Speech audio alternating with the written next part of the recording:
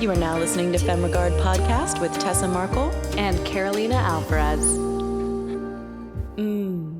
Femme. Welcome back, Femme Fam. Thank you, as always, for being loyal listeners. We are just at the beginning of our season 6 right now, so that's over 50 episodes that we've brought to you guys. Like, we're so excited about this. And we have an amazing guest for you guys today. This is my dear friend Elwira. We met during quarantine, actually, virtually. But it's been really an awesome experience to get to know her and to see what she does. So I'm excited for you guys to hear about what she does. She is a wardrobe and prop stylist. So it's the first time we've introduced you listeners to that world of film and advertising and all of that. So yeah, we'll just jump right in. Thank you, Elvira, for coming on today. Yes, thank you. Thank you so much, ladies, for having me here. I really admire what you do and how you share work of wonderful people, women in our industry. Thank you. So I'm really honored to be here and share my story with you. Awesome. So let's excited. I'd love to just kind of start at the beginning. So you grew up in Poland and then you came here, I think your website said about 12 years ago, something like that? To Los Angeles, but I moved to, now it's been 16 years in Los Angeles and 20 years in America. Wow. So Congratulations. Yes, Y'all, before we hopped on this call, I freaked Elvira out a little. I started speaking Polish because many of you probably don't know this about me. I know you think we're like French because of Femme Regard, but I'm half Polish. And so I was like, Cześć, Elwira. So it's so cool to have some like a Polish femme queen on the show as well. Yes. Totally. Congrats on making the transition over to the States. That must have been quite a journey. Did you start out doing set design or film in Poland?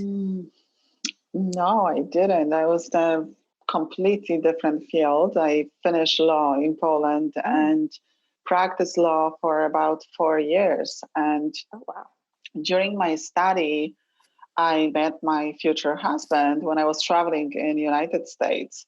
So I was almost finishing my university. I never thought that we'll merge together as couple.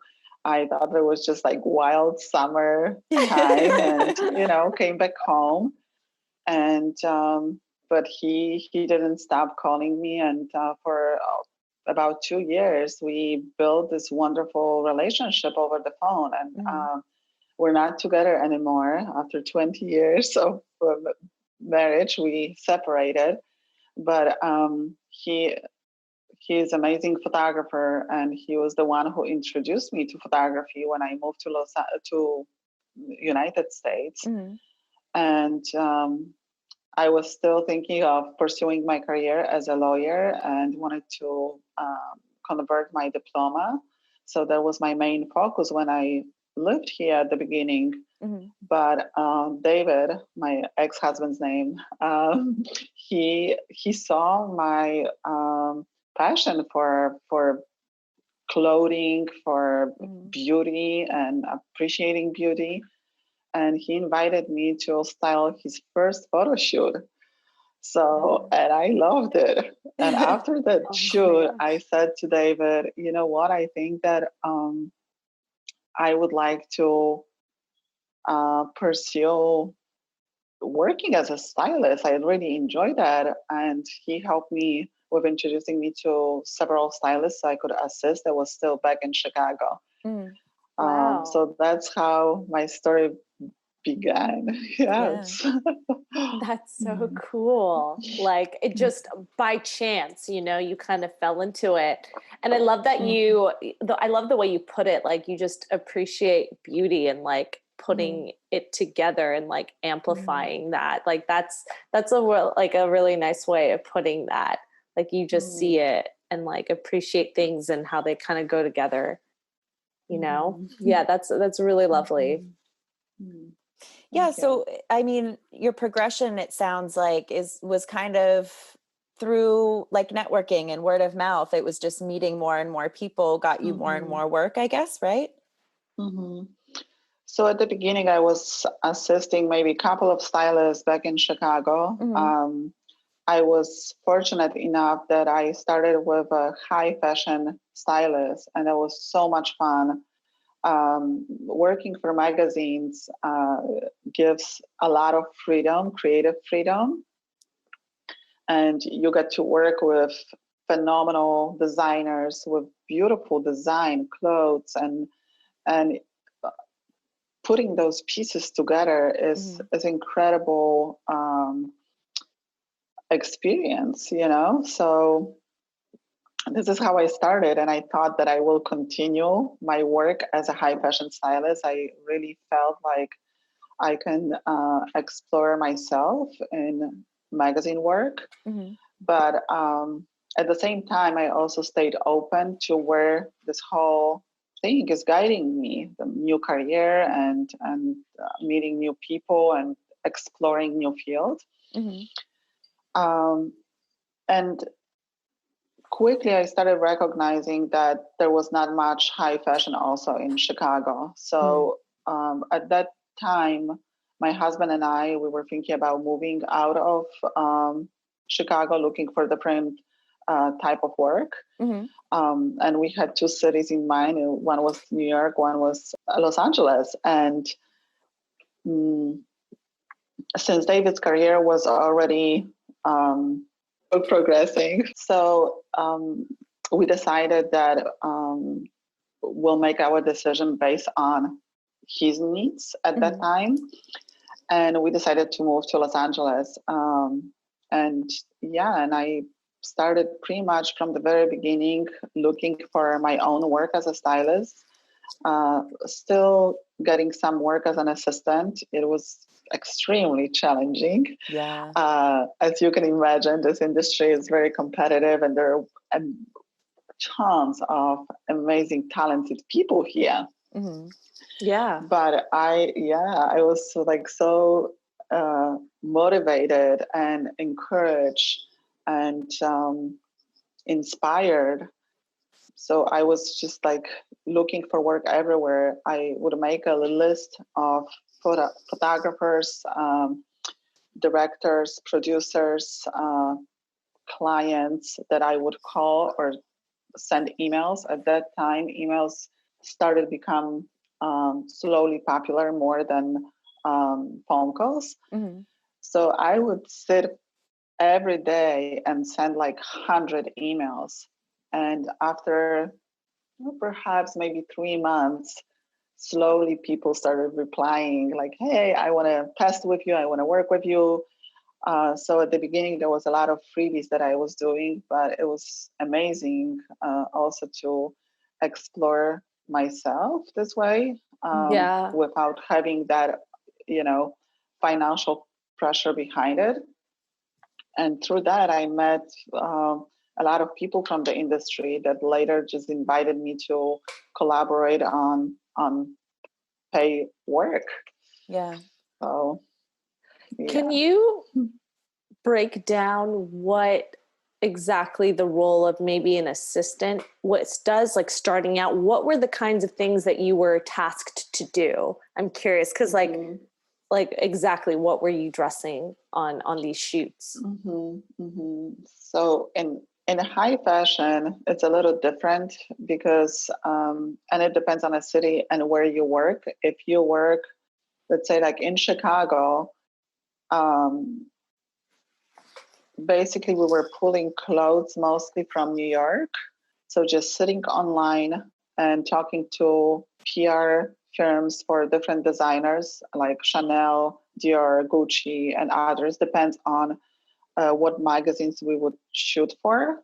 Not all the designers would be interested in exposing themselves or their styles in certain magazines. So it depends on a magazine. We would reach to different press offices and have the wardrobe shipped to us. So it made it a little easier on an assistant because like you don't have to run around and pick up clothes. And then Yeah, and my job would be pretty much unpacking, organize clothes, getting ready for the photo shoot, organizing shoes, accessories. So it was easy for a stylist to see everything and have an access, easy access to all the wardrobe pretty much. Gotcha. It's a little different when you work on commercial work. There's a lot of shopping involved. So I would shop with my stylist, sometimes few assistants, depends on how big the job would be. Just running around shopping malls, costume houses. We would discuss the project prior with the stylist, what's needed. And quite often she or he would give us a direction of what they need. And based on that, we would shop. Sometimes we would have a freedom of choosing items ourselves if the job would be like enormous and, the stylist couldn't take everything on her shoulders, then we would have some freedom to choosing things as assistants. That's fun.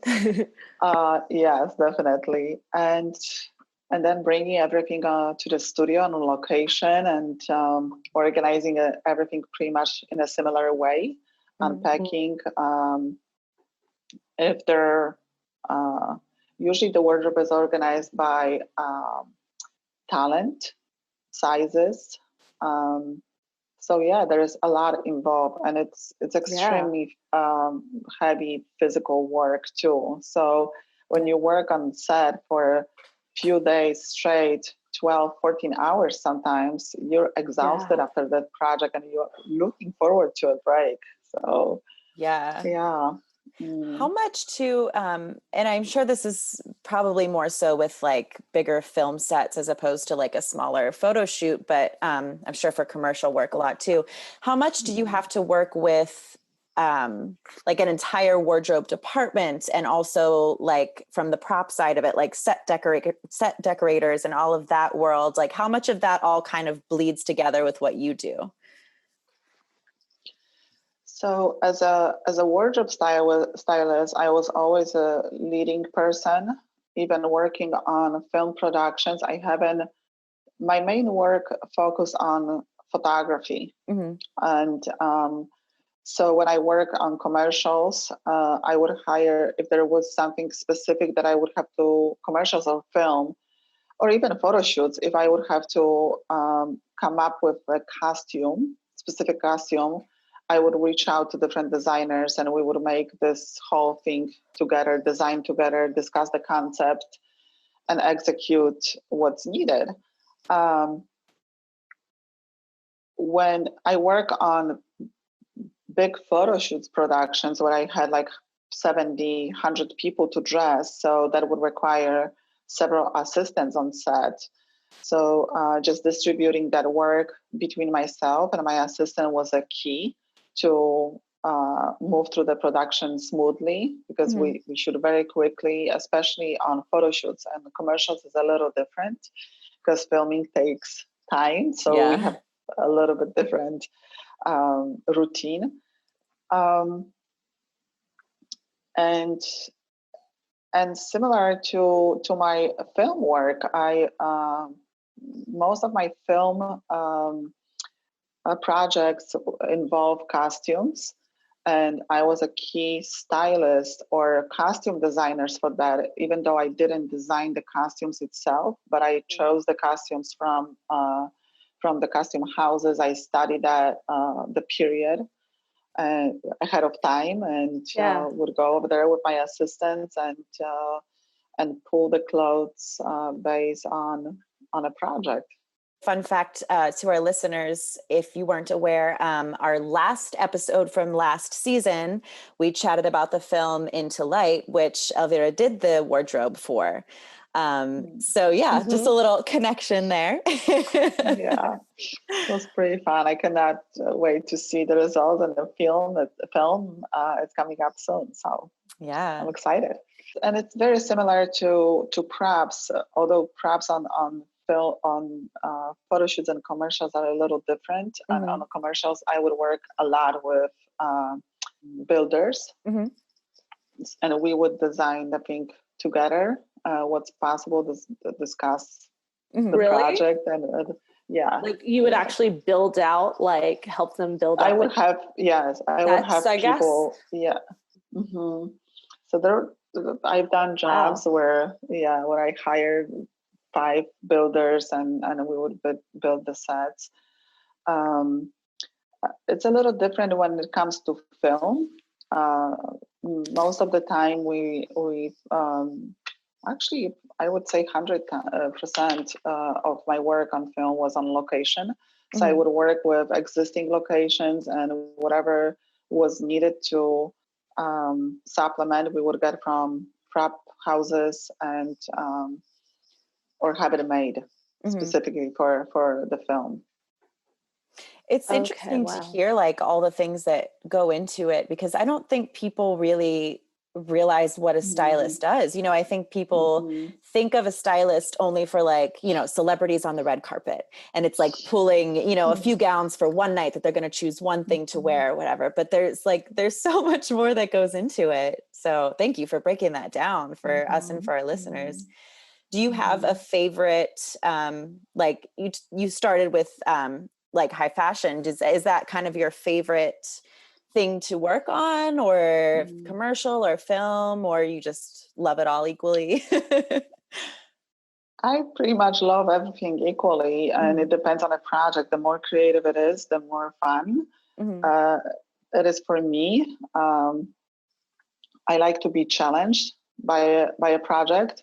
So when there are jobs where I have to come up with creative ideas, building sets, or even sometimes when you think about simple advertising job, what we call it simple, can involve so much of creative thought, like choosing specific colors, style.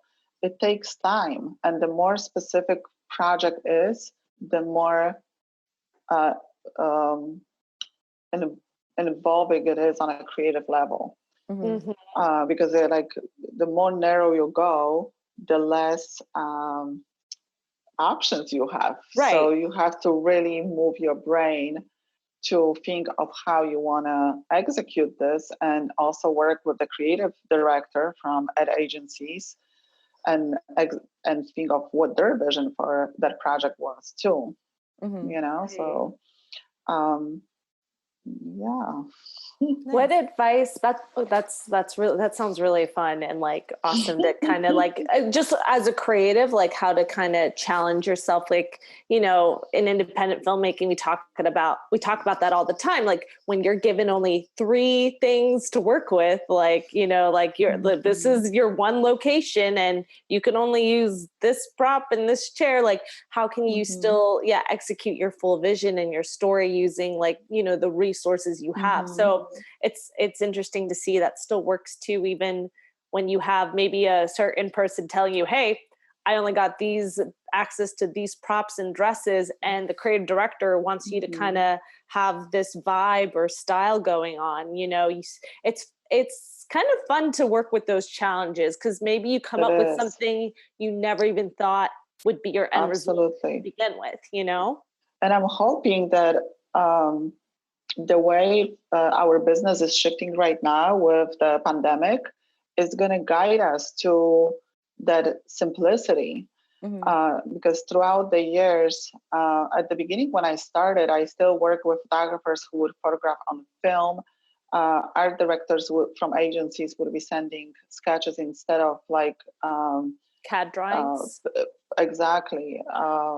Instead of like pictures as a reference for stylists, and sometimes even wanting us to execute exactly the same look, which changed everything. Like a creative mind starts thinking about options instead of how to be creative with as little as you have.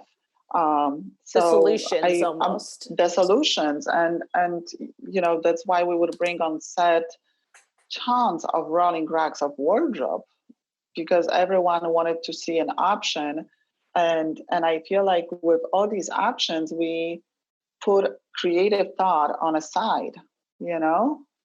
Right. You're getting all these voices in the room, which that's really challenging. Yeah. Because, you know, you want so I'm happy. hoping that, that with all these new rules and guidance, that at the beginning, when I received the guidelines for the pandemic of how the production is going to look like now, I freaked out, but I took a deep breath and I thought about it, and I felt like it's actually pretty amazing that I'm going to have less to work with, but it will push me with this little accessibility to create more, you know? Yeah, to create, actually, to be more effective in creative process. Yeah, I love that. That's a really great way to think about it. And I mean, I think that goes for not just like wardrobe and props, but everything, you know? I mean, I was having a conversation with someone recently about the amount of people that are going to be on sets now, you know? And even once we like get through the really tough part of this, things are going to be different, you know? And we're going to go from having, you know, a set with hundreds of people on it, if it's that kind of budget of a thing, to like half of that, because so many of those people really don't need to be on set. Like, yes, they're a part of it, they have their days, but like they don't need to be there at the time. And I think it's just going to streamline and make everything so much more efficient in so many areas. So I'm glad to hear you're excited about that and not, you know, like discouraged by that or anything. So yeah, I think that's a really, an excellent perspective to have. And something we want to keep putting out there. It's very positive, and I love that. Yeah, I'm sure there will be challenges. And I think the key for anything is to stay open and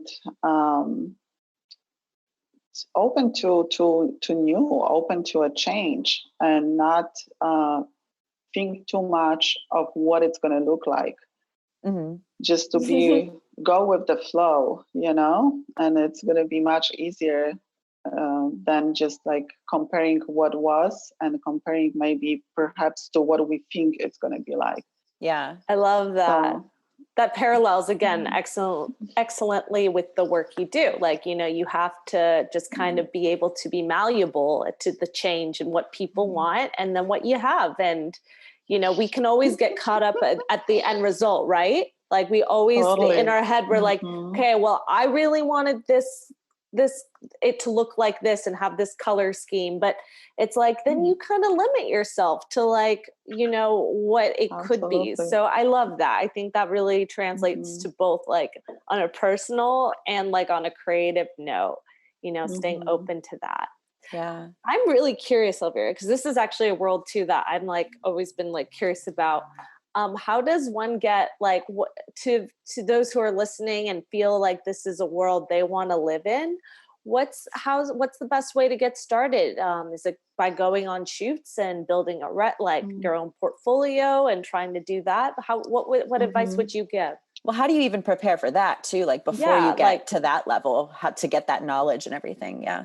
Break it down. Yeah, I feel like introducing research is the key. As let's say, if you want to start as an assistant, I think it's very important, even though sometimes we think that we have really amazing qualities of a style, and it's great that, you know, a person embrace that.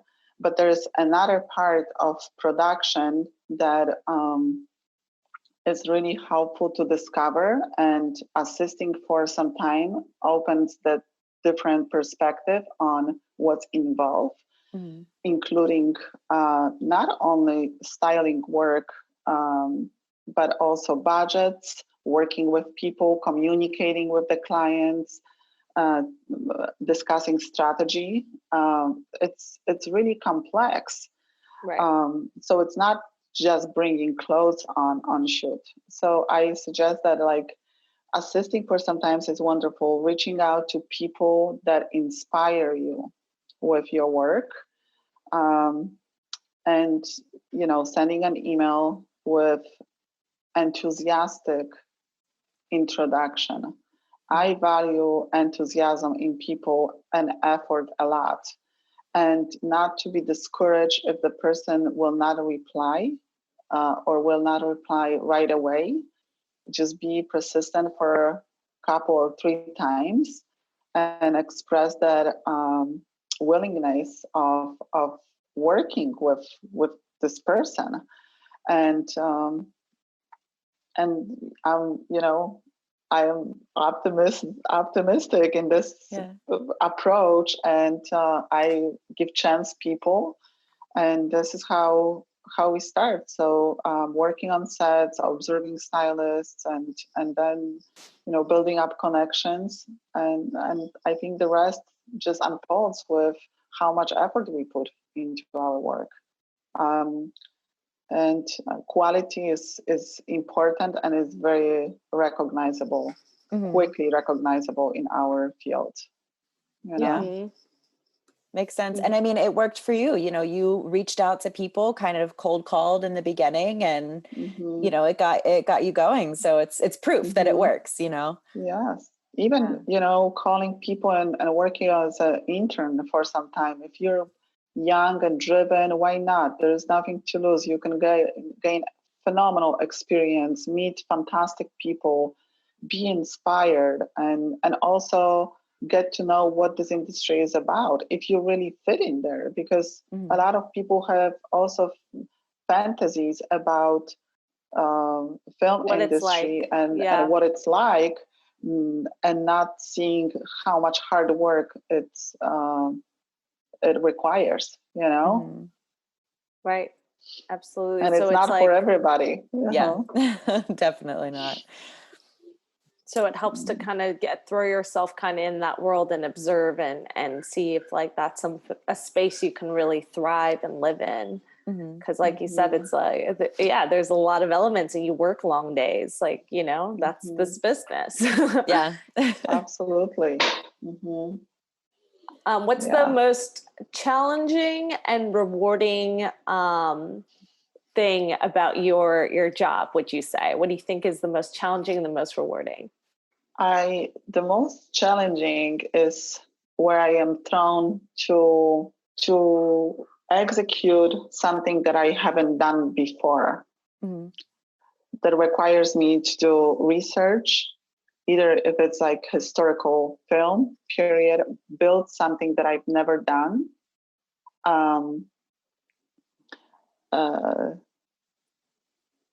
Executing projects on challenging locations. Where it's like really hard, I love that challenge. And this is extremely rewarding at the end. Any of these are really like when you see the result of your hard work and you know how difficult that was to execute, how much effort of so many people it took. That's rewarding. Who are you? No, I love that. Like at the end, being able to see your work and be like, okay, all these elements came together. So I'm just curious, who is it that you are in communication with when on a film set specifically that you are talking to have this vision come together? Project designer, producer, and director. Okay. Wow. So that awesome. Would be film. If when it comes to photography, it's client, which would be either advertising agency or the client directly, photographer, and producer. Yes. Oh yeah. There are so many different aspects to discuss. Like with photographer or with the director, we talk about how to execute the creative vision.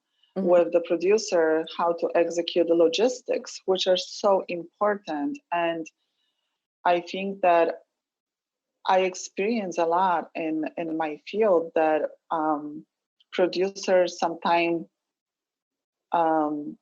like I love that communication, to have that communication with the producer so they understand also like what I need to make my work smooth and and that we all happy at the end with the results, you know? Mm-hmm. So it's communication is the key. And also budgets, like, you know, what money do we work with? So each each person is so important, and I appreciate, like, you know, all of the crew, you know. Definitely. Yeah. Well, to wrap up, how can our listeners kind of see your work, for one? I mean, if you want to just share your website, because I know I went on there, like I said, and I was just like, I want her to style my life. Like, I just want to look at these pictures because they're gorgeous. And just it's an amazing website. Yeah. But also just to follow, you know, your journey and keep up with what you're doing. Any social media handles, anything like that you'd like to share? Yeah, thank you so much. You can check my work on my website. It's www.elwiramiezal.com. I also have my Instagram, where I post things from my travels, different things that I enjoy to do. So it's not only my work, it's mostly my lifestyle. And my Instagram is El Miezal, just E-L, and my last name, Miezal, Miezal. Awesome. Well, thank you so much for coming on today. Thank you. Thank you so much. It was really great to be here and share, and I appreciate that. Absolutely. So wonderful. Yes. And thank you, listeners. As always, we will see you guys next week. Thanks for listening to Femme Regard Podcast.